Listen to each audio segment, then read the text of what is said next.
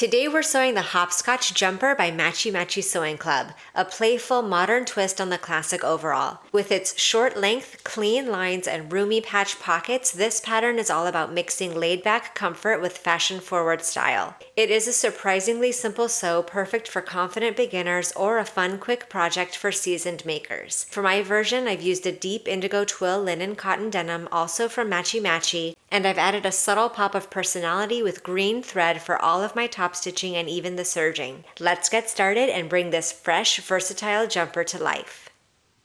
Here are the front jumper pieces, and we're going to stay stitch the armholes, doing this for the front pieces as well as the armholes of the back pieces with a 1/4 inch seam allowance and a regular straight stitch.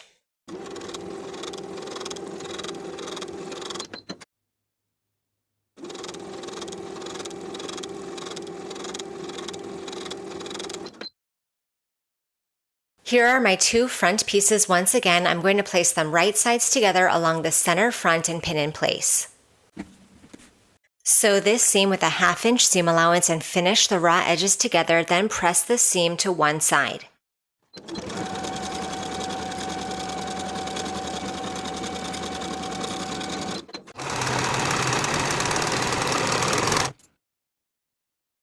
So now that center seam is sewn, and I've chosen to press my seam allowance toward the right side of the jumper.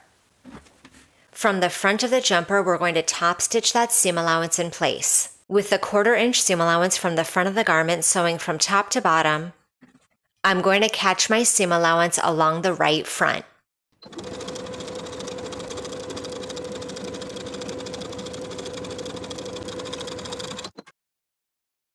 Repeat all of those steps for the back jumper pieces, placing them right sides together, sewing the seam with a 1/2 inch seam allowance, finishing the raw edges together and pressing the seam allowance to one side. Again, I've chosen to press that seam allowance toward the wearer's right-hand side, and I'll top stitch my seam allowance in place from top to bottom with a 1/4 inch seam allowance. Place the lower pocket pieces right sides together with the upper pocket pieces,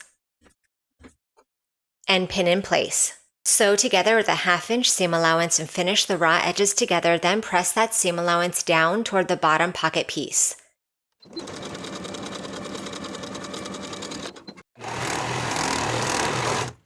Now with those seams pressed downward, top stitch right below that seam with a 1/4 inch seam allowance from one side to the other, in the same way as we top stitched the front and back jumper pieces.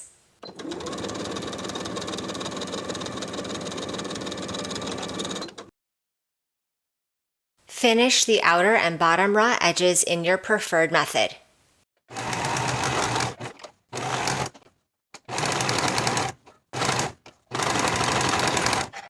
Fold and press the top raw edges of each pocket piece to the wrong side by 1/2 inch. Then we'll fold those top edges once more to the wrong side by an additional 1 inch. From the front of the pocket, I'm going to edge stitch that bottom inner fold in place, sewing straight across with about an 1/8 inch seam allowance.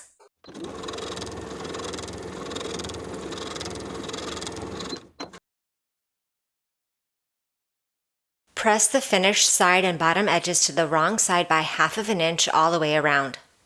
Repeating for both pockets. On the front jumper piece, there are dots on the pattern piece that indicate the pocket placement. Place the top edges of your pockets at the markings and pin in place. We're going to top stitch the side and bottom edges of the pockets in place twice. First with an 1/8 inch seam allowance, then once more with a 1/4 inch seam allowance.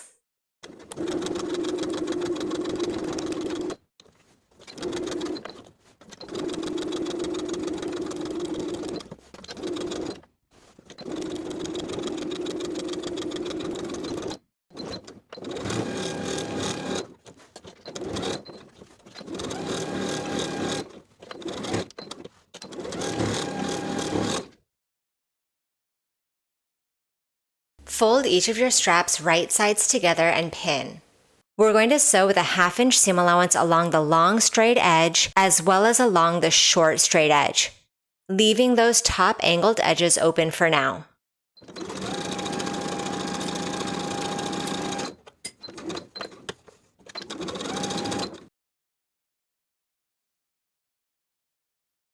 Trim the seam allowances to 1/4 inch.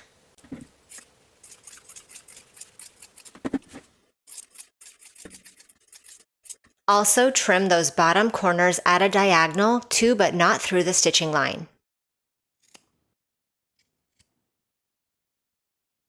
Using your turning tool of choice, turn your straps right side out.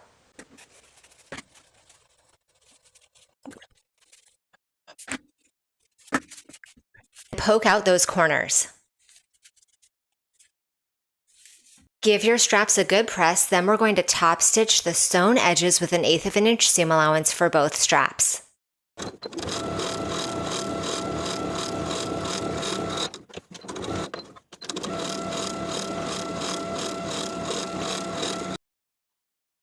Along the top of the back jumper piece, there are notches indicating the strap placement. Place the slanted unfinished edges of the straps at the markings and pin in place. Baste your straps in place.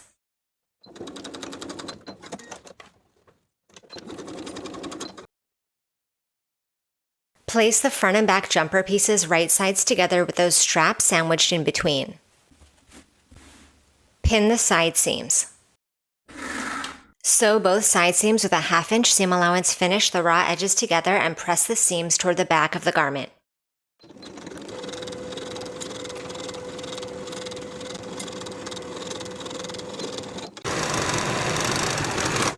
Place the front and back facing pieces right sides together and pin the side seams. Sew the side seams with 1/2 inch seam allowance and press the seams open.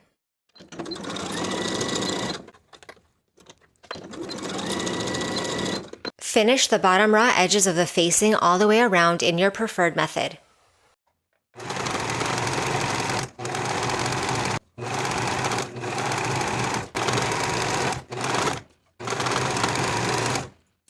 Place the facing and the top of the garment right sides together.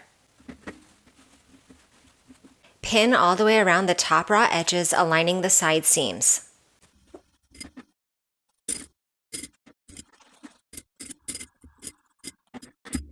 Sew the facing to the top edges of the jumper with 1/2 inch seam allowance all the way around.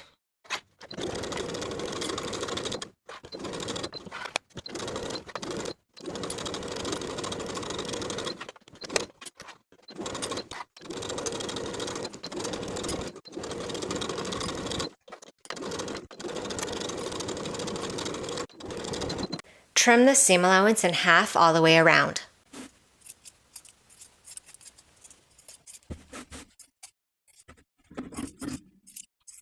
Then we'll trim the top corners for the front and the back diagonally in the same way as we did for the bottoms of the straps.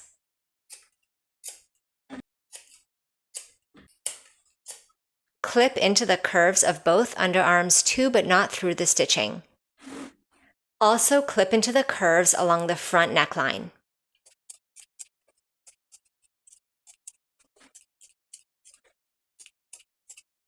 Now we can turn the facing to the inside of the garment, poking out the top corners.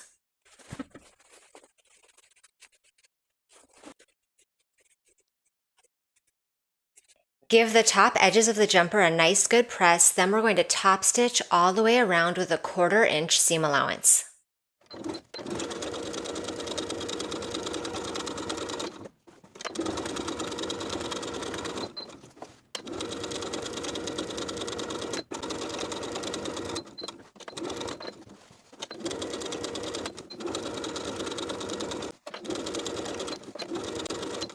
On your strap pattern piece, you have lines indicating the buttonhole placement. You can transfer those lines to the ends of your straps and sew the buttonholes in place.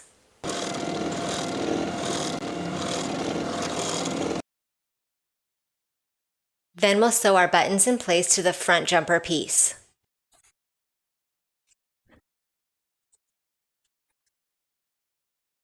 To form the hem along the bottom raw edge, we're going to fold that raw edge to the wrong side by 1/2 inch, and then once more by an additional 1 inch. Then we're going to edge stitch with 1/8 inch seam allowance along the top folded edge of our hem. And I'm going to be doing this top stitching from the front of the garment.